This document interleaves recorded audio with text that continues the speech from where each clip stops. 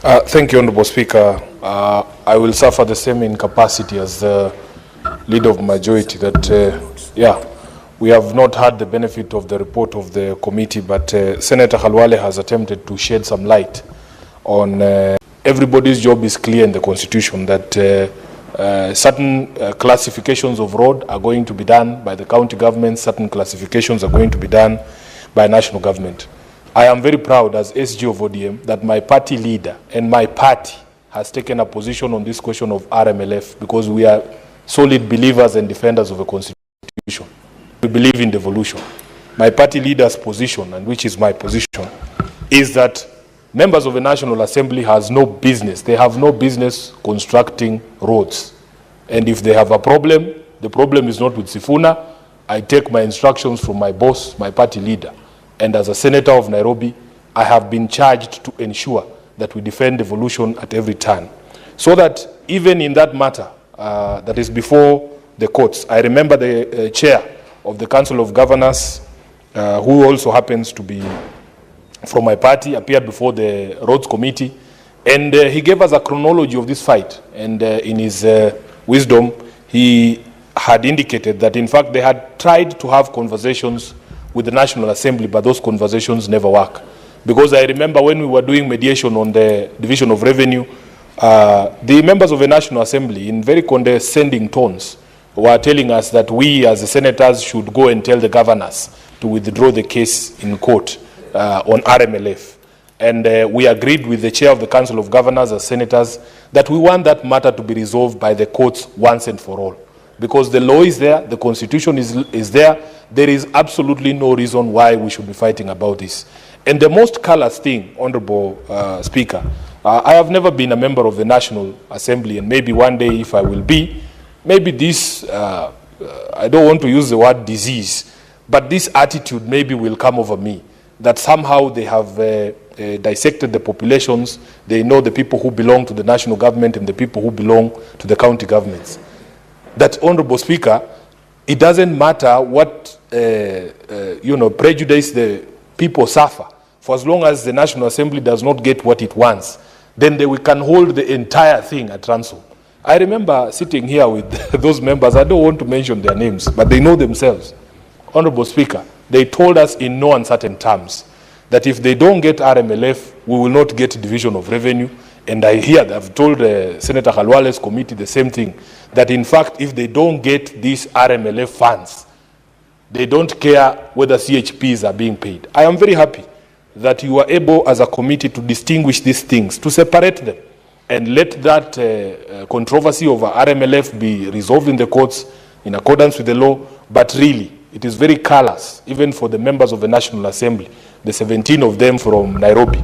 I don't think that they would feel proud that CHPs, the 7,400 CHPs in Nairobi, can go without pay for all these months just because they want to continue to build roads. Honorable Speaker, I want therefore to say that we hope that that controversy is resolved. As people who understand the Constitution and people who understand devolution, we know that the Council of Governors and this Senate are on the right side. I don't think, Khalwale, we are the enemies of devolution. We have stood very firm on the floor of this House in our committees, even when we were doing mediation on division of revenue, to make it very clear to the National Assembly that, first of all, we are not enemies of the National Assembly, but we have an oath that we swore on this Constitution to defend county governments and their interests. And if the Constitution says a certain role is to be executed by the devolved units, we have a responsibility to defend that position. So when we say that it is our belief, both as a Senate, as a Senator of Nairobi, as SG of ODM, as a member of ODM, that RMLF should be fully devolved, the entire amount should go to the county governments, it is because that is what the law says.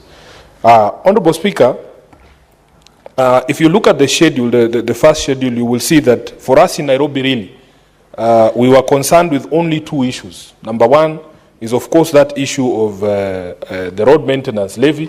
We have a budget of about 390 million Kenya shillings in the supplementary budget for 2024-2025 for maintenance of roads.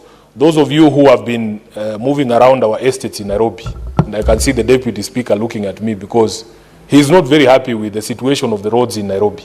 And I am sure all of you have problems. You go to places in Kilimani, you go to Isili, everywhere our roads are in pathetic shape.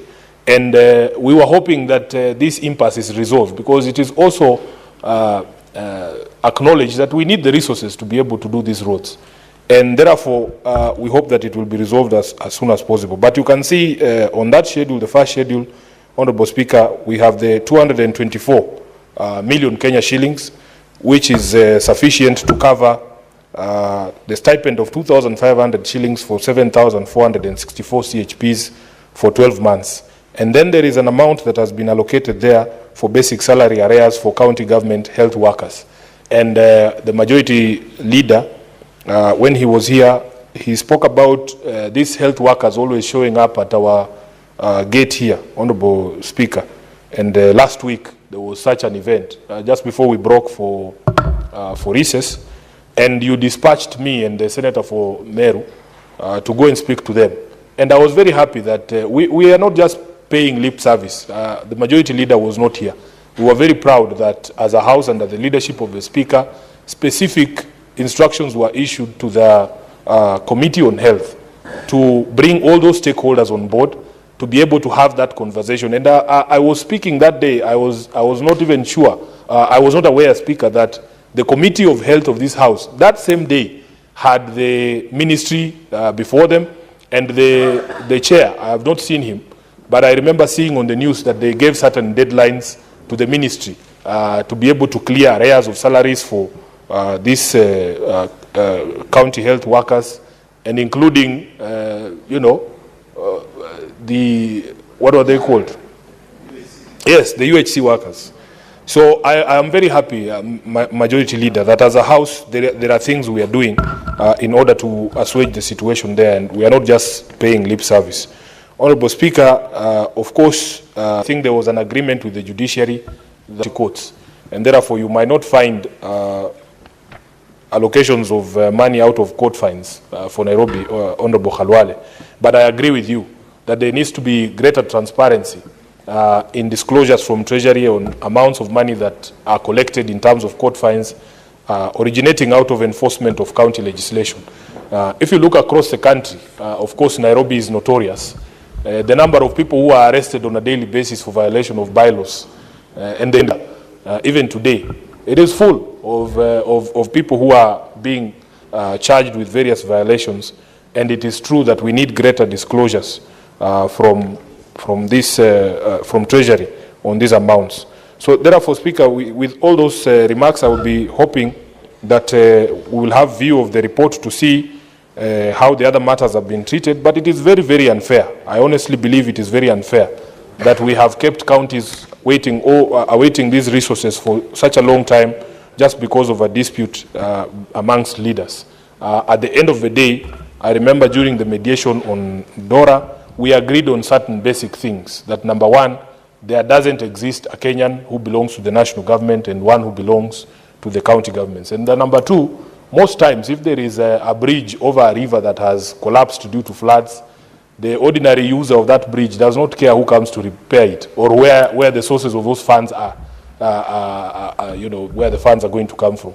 They just want the bridge repaired. So as leaders, really, we should not have a situation where a standoff between the Council of Governors and the National Assembly results in such a situation, and including the many donor-funded projects, especially because of happenings that are going on in the US, this supporting healthcare in our counties.